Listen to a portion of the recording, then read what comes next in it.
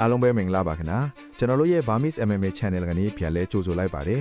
ဒီနေ့မှာတော့လာမယ့် One Friday Fights မှာပရိသတ်တွေအဆောင်မျိုးဆုံးဖြစ်နေတဲ့မြန်မာကုံဆောင်တန်မဏိစိုးလင်းဦးနဲ့ Thai Fighter Warrior Ponjo ရဲ့ပွဲစဉ်အကြောင်းကိုအသေးစိတ်သုံးသပ်တင်ဆက်ပေးသွားမှာဖြစ်ပါတယ်ဒီပွဲမှာဘသူကဘလို့အားသာချက်တွေရှိနေလဲဘသူကအနိုင်ရသွားမလဲဆိုတာအတူတူကြည့်လိုက်ရအောင်ဗျ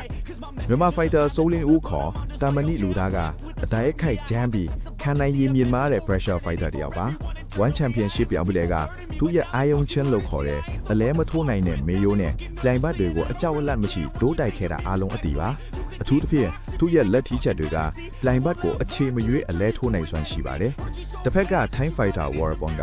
ထိုင်းရိုးရာမွေးထိုင်းစစ်ကစားသမားဖြစ်ပြီးခြေကန်ချက်နဲ့တတောင်းတွေကိုပါပါနတ်နတ်အသုံးချတတ်သူပါအကွာအဝေးကိုထိန်းချုပ်နိုင်စွမ်းရှိပြီးပညာသားပါကစားတတ်တဲ့နီးစနစ်မင်ဖိုက်တာတူဖြစ်ပါတယ်ဆိုလင်းဦးပြီးခဲ့တဲ့ပွဲဒီမှာဆိုလင်းဦးဟာအစာပိုင်းမှာအထိနာတတ်ပေမဲ့လူတိယအချီနဲ့တတိယအချီတွေမှာအရှင်းတက်လာပြီးပြိုင်ဘက်ကိုအလဲထိုးပြီးလိရှိပါတယ်။ဒါဟာသူ့ရဲ့အားသာချက်ဖြစ်တယ်လို့အစာပိုင်းမှာသတိထားရမယ့်အချက်လည်းဖြစ်ပါတယ်။ Warrior Pon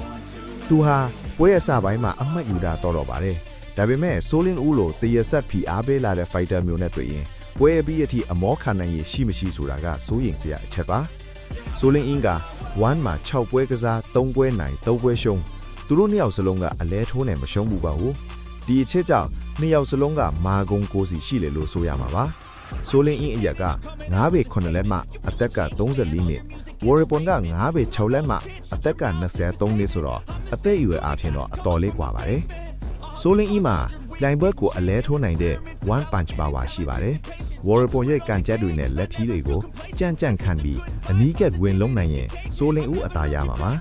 မြန်မာပရိသတ်တွေရဲ့အားပေးမှုနဲ့အတူစိတ်သက်ပိုင်းဆိုင်ရာအသာစီးရနေပါတယ်။ဒါပေမဲ့ဆိုလင်းဦးဟာကာကွယ်မှုထက်တိုက်စစ်ကိုပဲအားပြုတာကြောင့် Warrior Pon ရဲ့တီကျတဲ့ကောင်တာတောင်ချက်တွေမိသွားရင်အန္တရာယ်ရှိနိုင်ပါတယ်။ Warrior Pon ကလည်းဆိုလင်းဦးတိုးလာတဲ့အချိန်မှာအကွာအဝေးကိုတုံပြီးခြေကန်ချက်တွေနဲ့တတောင်တွေနဲ့ဖျက်တောက်နိုင်ရင်အမှတ်နဲ့အနိုင်ရနိုင်ပါတယ်။ Warrior Pon ကဆိုလင်းဦးထပ်ပိုမြန်နိုင်တာကြောင့်အဝင်းအထက်မြန်နဲ့ကစားသွားနိုင်ပါတယ်။ကျွန်တော်အမြင်အားဖြင့်တော့ဒီပွဲဟာတန်မဏိဆိုလင်းဦးအတွက်အခက်ခဲတဲ့ပွဲတစ်ပွဲဖြစ်လာမှာပါ